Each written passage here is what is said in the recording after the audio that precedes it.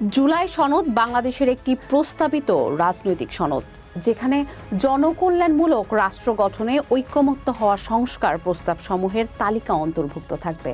জানা গেছে, জুলাই জাতীয় সনদ বাস্তবায়নে জনগণের মতামত নিয়ে গণভোট আয়োজনের বিষয়ে প্রধান রাজনৈতিক দলগুলোর মধ্যে নীতিগত ঐকমত্য এসেছে। ঐকমত্য কমিশন বিষয়টিকে সাফল্য হিসেবে দেখলেও কখন গণভোট অনুষ্ঠিত হবে তা নিয়ে দলগুলোর মধ্যে রয়েছে মতভেদ। এ বিষয়ে ভিন্ন ভিন্ন মত দিয়েছেন নেতারা।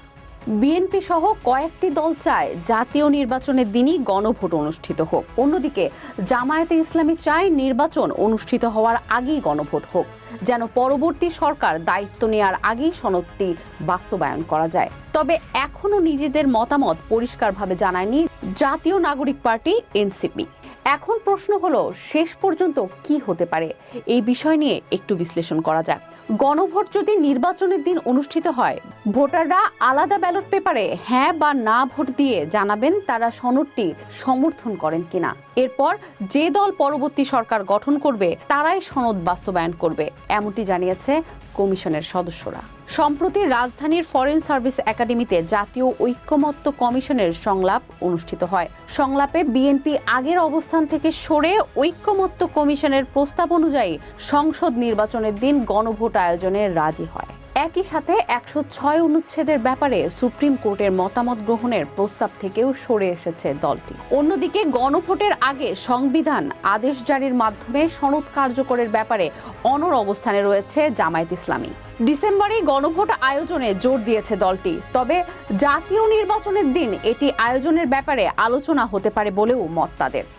এদিকে বিএনপি বলছে, যেসব সংস্কারে আপত্তি রয়েছে সেগুলো বাস্তবায়ন না করার এখতিয়ার নির্বাচনে জয়ী দলের থাকবে। তবে ভিন্ন মত জামায়াতের।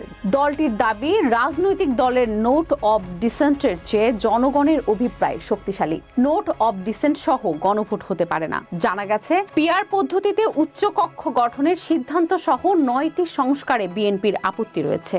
বিএনপি ও এনডিএম ছাড়া বাকি দলগুলো উচ্চকক্ষে পিআর চায়।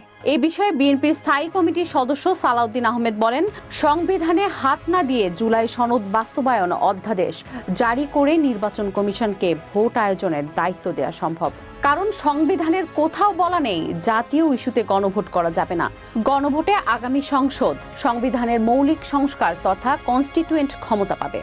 গণভোটে জুলাই সনদ জনগণ অনুমোদন করলে তা বাস্তবায়নে বাধ্য থাকবে আগামী নির্বাচনের পর গঠিত সংসদ। সেখানে সাংবিধানিক সংস্কারের পর আরেকটি গণভোট হবে 142 অনুচ্ছেদ অনুযায়ী। সনদ বাস্তবায়নে নির্বাচনের আগে গণভোট দাবি করে জামায়াতের সহকারী সেক্রেটারি জেনারেল হামিদুর রহমান আজাদ বলেন, আইনি ভিত্তির জন্য গণভোট বিএনপি সহ সব দল একমত।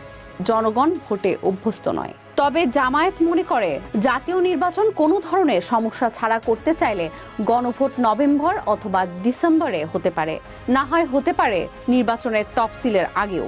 গণভোট হয়ে গেলে ফেব্রুয়ারিতে নির্বাচন হতে কোনো বাধা নেই। তবে গণভোট আগে না পরে এটি নিয়ে আলোচনার সুযোগ রয়েছে বলে মনে করেন তিনি।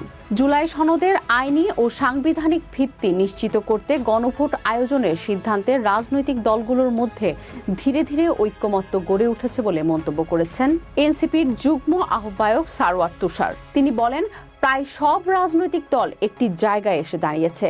জুলাই সনদের আইনি ভিত্তি আগে নিশ্চিত করতে হবে। এনসিপি বলেছে, গণভোট হতে হবে এবং তা নির্বাচনের দিনই করা যেতে পারে।